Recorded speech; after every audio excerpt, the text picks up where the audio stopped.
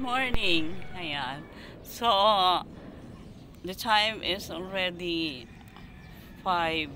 I think this is 5:40. So, nakapagdilig na ako. This is my 16th day of restoring my garden and planting. Okay? So, thank you very much. Ayan, medyo hindi masyadong yung araw kasi po nung talagang tangginig pag ganito maliwanag na dyan, pero ngayon natatakpan na ng ulap. Pero ang oras ay mag-aalas 6 na ng umaga kasi pumanik ako I think 5:30 na. So ngayon, eto na yung aking garden, no, sa 16th day. Tignan nyo yung progress, ha. Pero every day, 1 to 2 oras lang naman akong nag-stay dito. And then nung isa, nag 3 oras ako, pero pagod na ako. So, ito na po yung aking nire-restore na garden. Ayan, nakita niyo yung malunggay natin. O, ayan, o. So, malaki na siya. And also, this is long beans. Tinakpan ko muna yung isang long beans kasi medyo, siya. Parang, yung pechay ko kakaunti yung nag-survive. Pero at least may nag-survive, magtanim na lang uli. Kasi talagang sobrang init, hindi nila kaya yung temperature. Ito na yung aking ampalaya o bitter gourd. Ito yung aking Baguio beans. Ayan, nakita nyo na.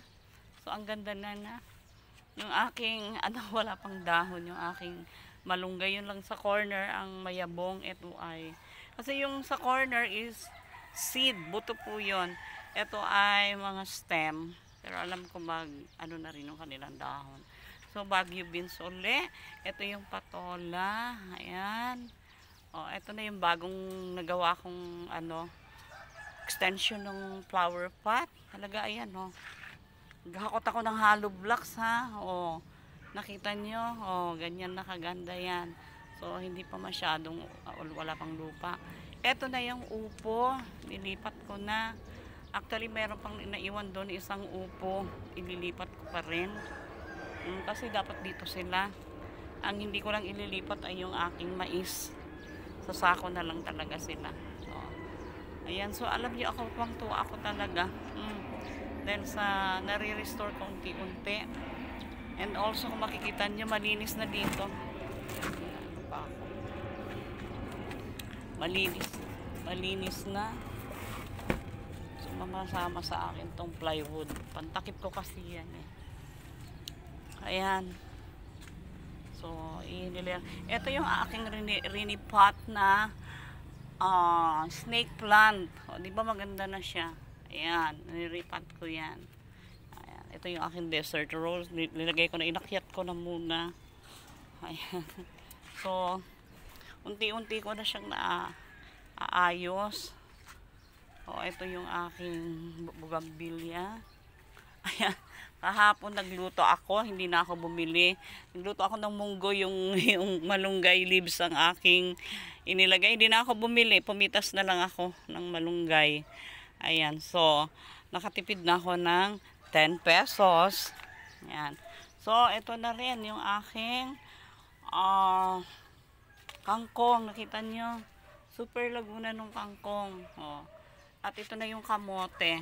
Ayan. Kundi nga lang yung nasa paso kung bibibuel mo sa lupa, na talaga yan. So, makakakuha na ako ng pakukuluan para inumin, gawing juice. Kasi yun ang maganda sa hemoglobin. Para yung hemoglobin pag tumaas. So, kita nyo, bumabaging na siya. Ito ngayon yung sili. Malapit ko nang i-transfer din doon, i-replant. So, nakita nyo, ang ganda na niya.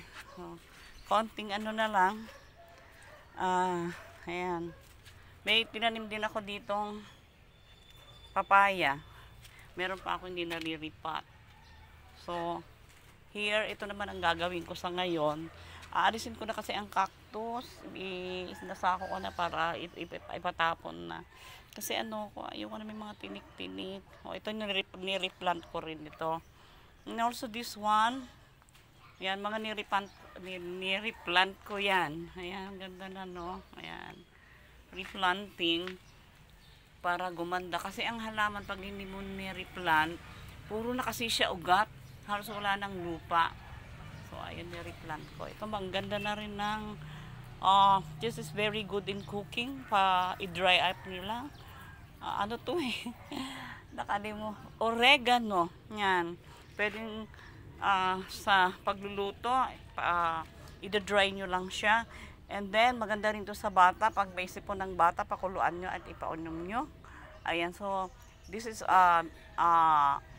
not only good for cooking, but it is also a medicinal. Actually, ang pinaka-first nito ay medicinal plant. Ayan. Sa ubo. Ayan, kung may ubo ang bata, pwede nyong pakuluan and then ipainom. Ayan.